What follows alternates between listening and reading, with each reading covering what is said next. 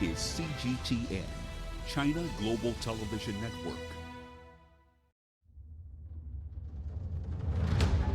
I qualified for the Olympics after the competition in Doha.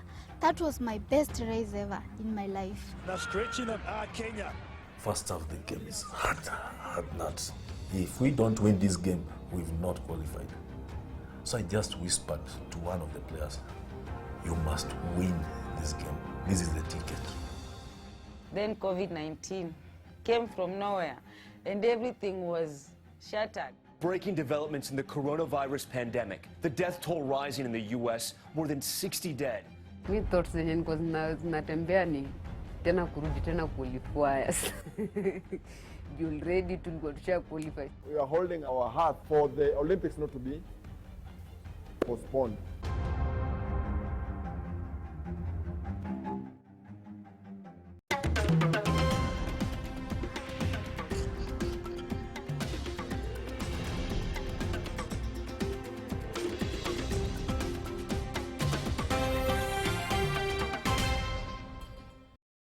Please all stand for the Olympic anthem.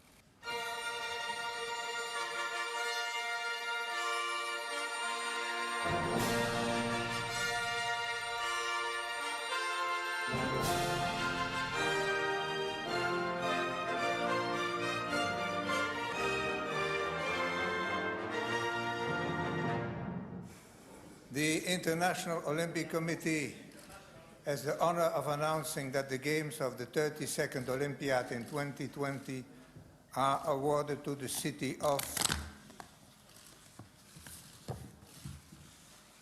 Tokyo. Yeah!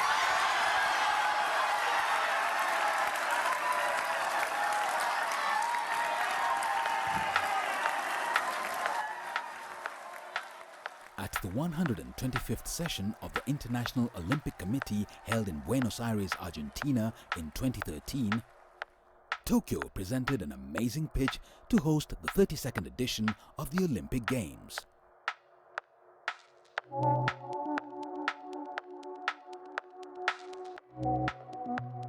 Tokyo beat Istanbul and Madrid to be declared the host for the 2020 Summer Olympic Games. And immediately, she hit the road running in preparing for the event. While these awards were happening, around the same time back in Kenya, 5 individuals, all with Olympic participation ambitions, were busy nurturing their talents, hoping that one day their dreams to feature in the greatest sporting event in the world would come true.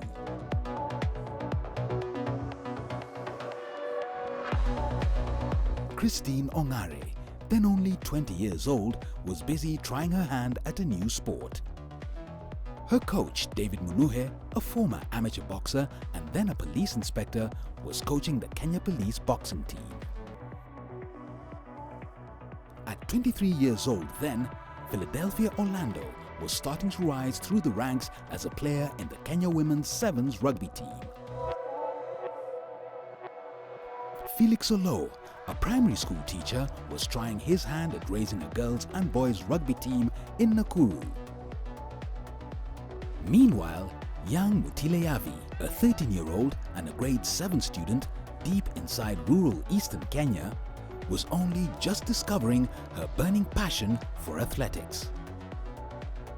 All these personalities would eventually make the qualification for the Tokyo 2020 Summer Olympic Games. This film takes a deep and insightful look at how these Olympians' lives were shaped by individual circumstances to finally make it to the Olympics.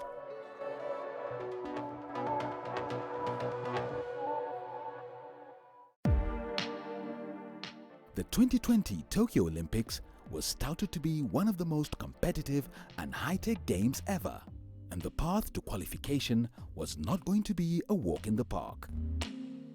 Construction and renovation of the venues had been completed in record time, and by October 2019, tickets had been released for sale. While the preparations continued, all the athletes had to slug it out in the small matter of qualifying to the actual games. And now we turn our attention on the track to the women's 3,000 metres steeplechase. There is your field of 15. Winfred Yavi. For Mutile Yavi, her qualification to the 2020 Olympics was already assured after she came fourth at the 2019 Athletics World Championships held in Doha. Although she is a Kenyan-born athlete, Mutile competed in the race for her adopted country of Bahrain. The second of the Kenyan trio in this race. I qualified for the Olympics after the competition in Doha. That was my best race ever in my life. I did a personal best of 9:05, which is a very good time to me because right now I'm number 6 worldwide, in the top rank. From the race, Mutile went straight into residential training at a high-altitude training camp in Kenya's Rift Valley region. She and her coaches were so focused on the Olympics that Mutile trained through the Christmas holidays. My race was to be on August, but early August. So my boss and my coach said, no, you won't go to celebrate the Christmas. You have to come and keep on training. Just you do long runs, you do gym work, you do the track. And I was ready because I was aiming on the Olympics.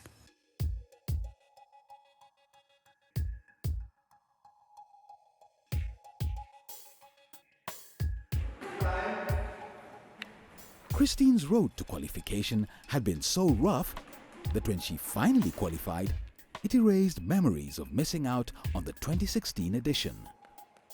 Her hopes to travel to Japan were not only hinged on winning a medal for her country, but for a huge part, the economic gain it would bring to her and her family.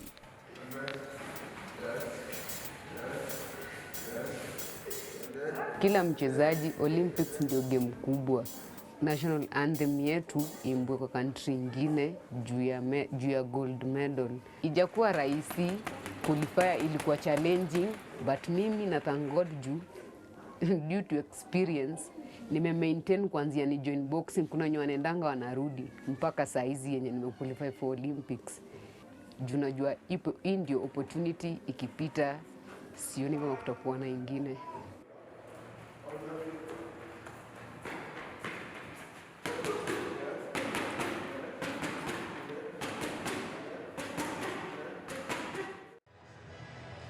Now, for Kenya, unlucky on day one. Their starters will be Chijera, Mbogo, Kulu, Remo, Okelo, Masinda, and the captain, Philadelphia, Orlando. Coach Felix and Philadelphia's qualification to the Olympics came via a fortunate turn of events. It was Africa Championship. South Africa had already written a mail to Rugby Africa and World Rugby. Even if they won, they won't participate in the Olympics. So for us as a team, we didn't know. I'm just getting rumors. Tunisia lost a certain game so that they want to meet Kenya in the semis. They are sure they are going to beat Kenya and qualify to the Olympics. And I'm like, how are they going to qualify for the Olympics? Yeah? That's when the news came out. Even if South Africa wins, they're not going to qualify. So whoever who gets to the finals against South Africa has done what? Qualified. The quarters against Zimbabwe. We smashed Zimbabwe. Now it's same is against Tunisia. Oh my God. First half the game is hard nuts. That's the time something hit me. Oh, if we don't win this game, we've not qualified. So I just whispered to one of the players, you must win this game. This is the ticket. When they got back to the field, they scored 3 tries. Tunisia cried. Still, we've not told our players. I've told the technical, let the players don't know. They need not to know that we've qualified. Because if they know, we are going to lose terribly against who? SA. So we need to handle this thing very well. Now stretching them. Kenya going on the outside. The strong fend up top from Chajera, and she fends away. Is there one more that she uses a step? Chajera and the offload from the captain go on. Philadelphia Orlando, she's spent, but she deserves it. Hugs all around. Well done, Cap. There's no one more deserving on the field than Philadelphia Orlando, the Kenyan captain. First half, we are leading 14-10. Then the last minute, second half, the last minute, actually we were attacking. Then I don't know how we lost the ball. The ball was ripped. Then the defense kind of didn't communicate well. Oh, score and the game over. And you touched on it, Coach Paul Delport, he said, we want to go another couple of phases, but they avoided going into contact that phase. For Felix, the dream of representing Kenya in rugby had eluded him for so long. But finally, it was here. I always wanted to play for the national team, and I never gotten a chance to play for the national team. So if it happens that I go there in another capacity, I'll be very happy, because I'll feel the desire that I had is now what fulfilled.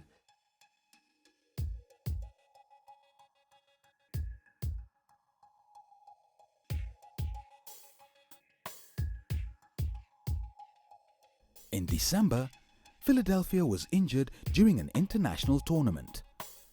The injury was to take 6 months to heal, but she hoped it would be early enough for the Olympic Games slated for June.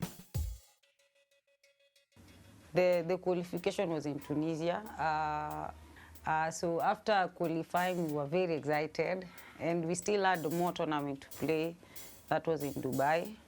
So we were using also Dubai Sevens as a build-up match towards the Olympic Games. So we went to Dubai, played, we went to the finals with our France development, and I got injured on my right knee. At first I thought it was not a serious injury, maybe I thought it was just maybe a slight hit to normal, and I'll put ice and I'll get better. So when I went to do my MRI, I was told I have a partial tear on my ACL, and we lost in the finals. I had so much to think of. I was so stressed. I was devastated, and I was just, at some point I was even blaming myself. I'm injured, I'm out, I cannot play.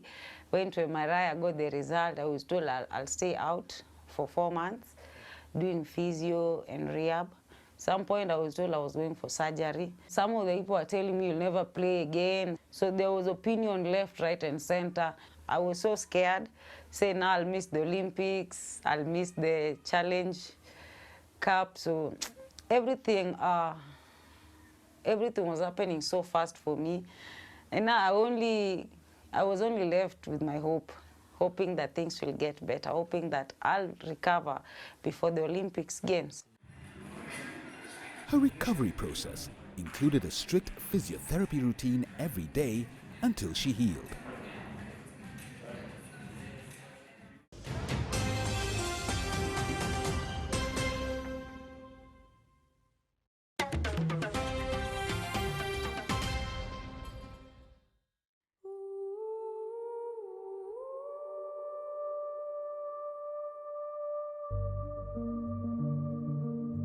But in February, the whole world's attention would be turned away from the upcoming Olympics into dealing with the rather threatening present danger. A deadly virus was ripping through central China from December 2019, killing thousands. It had spread to Iran and was devouring South Korea as well. The World Health Organization declared the outbreak an international... Despite assurances from the World Health Organization, the world was in a state of uncertainty. By March 2020, it was clear that this was no ordinary disease. Breaking developments in the coronavirus pandemic. The death toll rising in the U.S. More than 60 death toll dead. there has soared by 209, past the number of infections in the SARS epidemic, which hit in the early 2000s.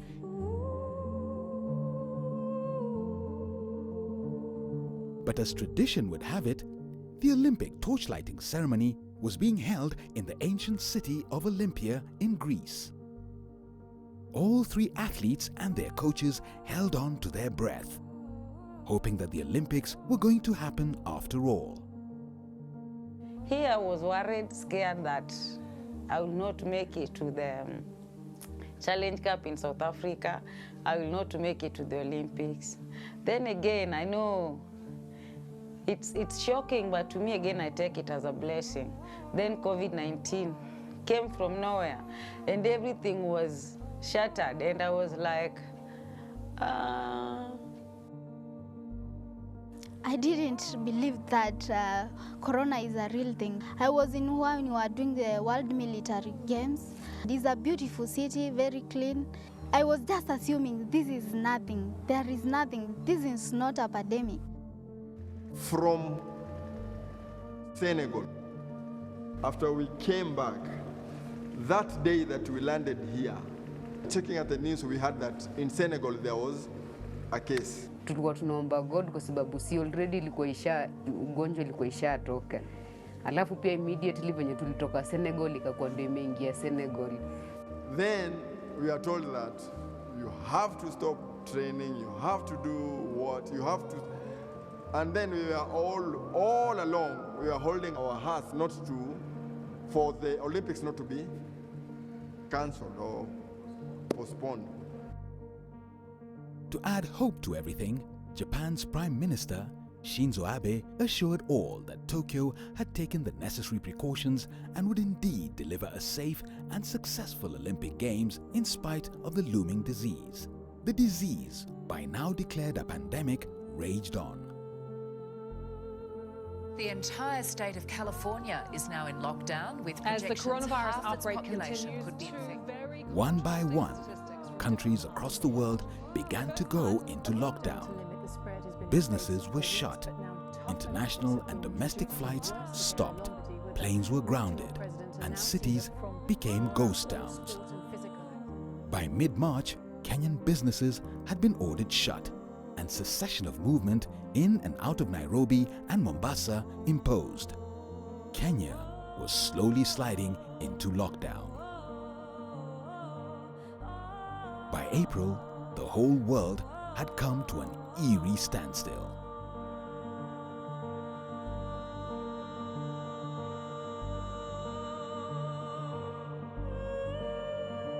And then the announcement came that the 2020 Tokyo Summer Olympics had been postponed.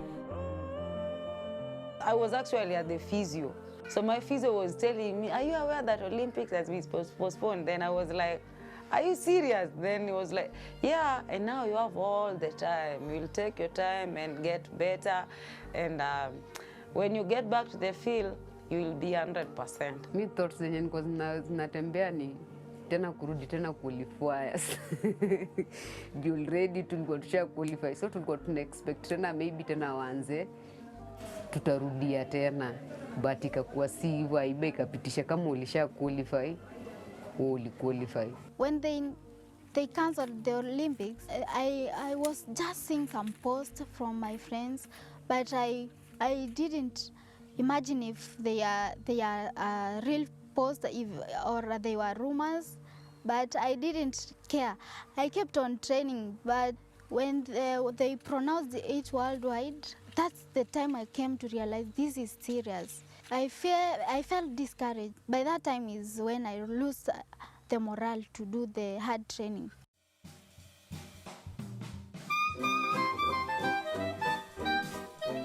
In the 124 years history of the Olympics, the Games have only been postponed twice.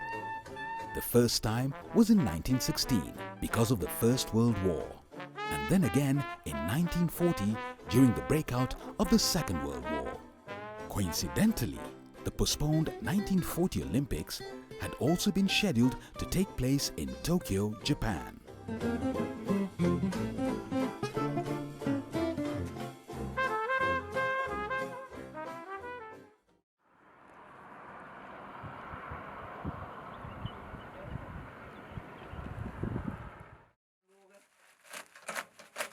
For Mutile, at only 20, her parents are still very protective of her. When the first case of the coronavirus was announced in Kenya, my parents said, you should stop your training and come back home. I said, I won't go home. I want to keep on training. My mom was very tough on me. She used to say, Mutile, you have to come. You have to come even if you are going to train here. Even if there is a low altitude, you have to come and train here. And I didn't hesitate because they are my parents, and I just came. Mutile is now back, not as an Olympian, but an ordinary daughter of Mr. and Mrs. Yavi, which comes with the usual ordinary responsibilities. It will go around the March, around the 20th. That is the time she came home. And she has been doing the work you have seen, training, and I also have to give them busy with our elder sister in these small activities where they can relax, as not much work, but they are relaxing as they keep themselves busy. Mutile's next big challenge was how to motivate herself to stay physically fit during the lockdown. And that dilemma was not hers alone. Philadelphia and Christine had the same questions still lingering as well. So early morning, Christine is up and ready to go. Although the Olympics are now a year away, she must stay fit and focused. The gym is closed and no one has been there for a while. But still, Christine checks to see if there's any activity inside. She moves onto the field, and after a few stretches, she is off to do 5 laps around the pitch.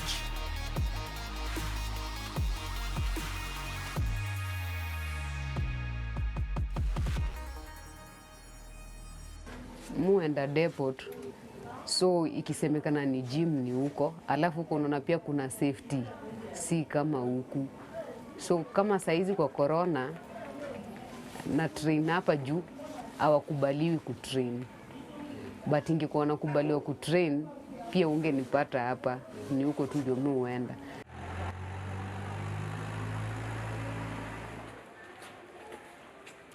After the run, she walks home to the little house she shares with her mother.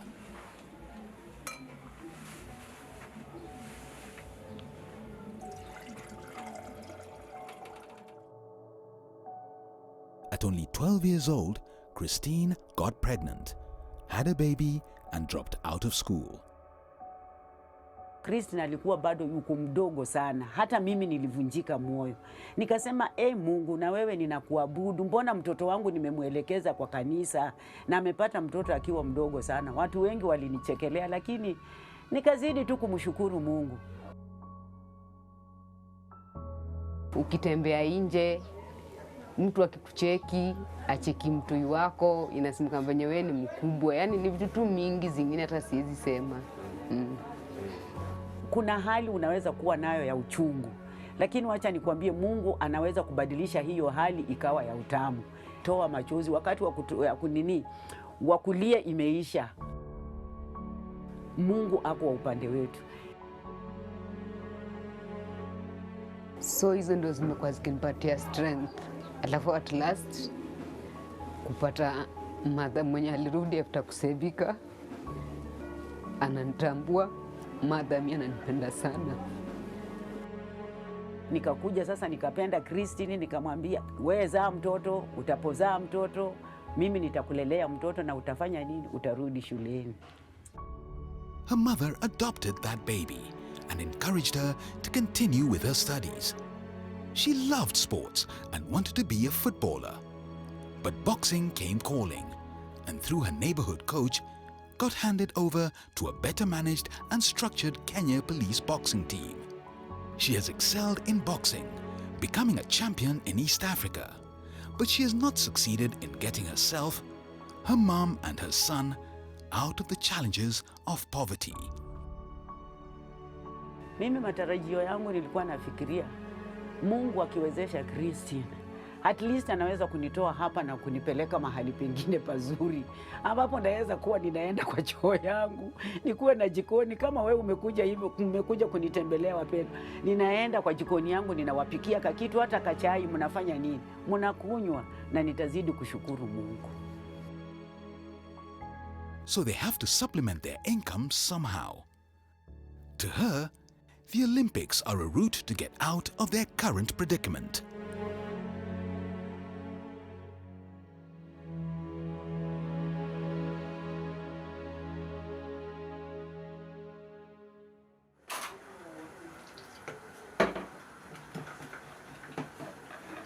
Philadelphia's predicament is somewhat different.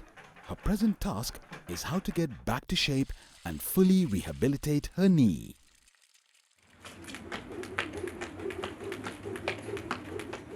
Because of the lockdown, all the gyms and training centers in her neighborhood are closed. But Philadelphia has discovered that her apartment's rooftop has an open space with an old construction pulley system, and she has adapted it into her training area.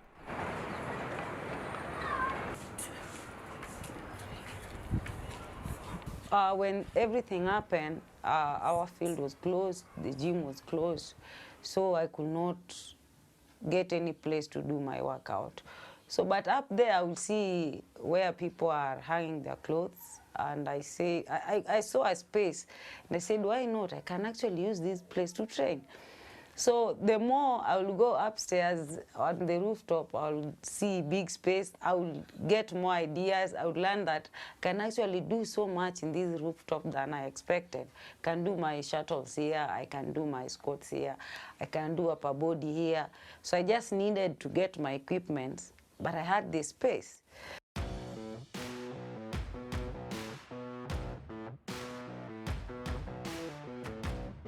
Her workouts become so attractive that her friend Peter and some of Philadelphia's neighbors requested to join in on the training. I was working there like daily, either in the morning or evening. Then there's one kid who one day approached me and saying, can my mom come and train with you? I told the boy, okay, you can tell your mom to come and join me. Then he said, but my mom is scared. Then I asked her, is your mom unfit? I said, yes, very unfit. So actually, the whole thing made me happy, like I could inspire even young kids who will think of their parents. And to me, I felt it was so inspiring, and it was helping also other people. So presently, the rooftop has been converted into a temporary gym.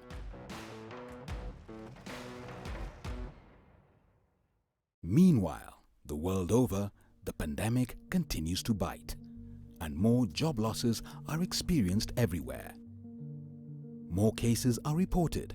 Hospitalizations and deaths are also rising. Most cities are in lockdown, and many more people need relief food.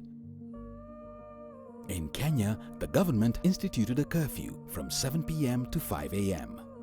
Nairobi and Mombasa quarantined, and cessation of movement in and out of the two cities imposed.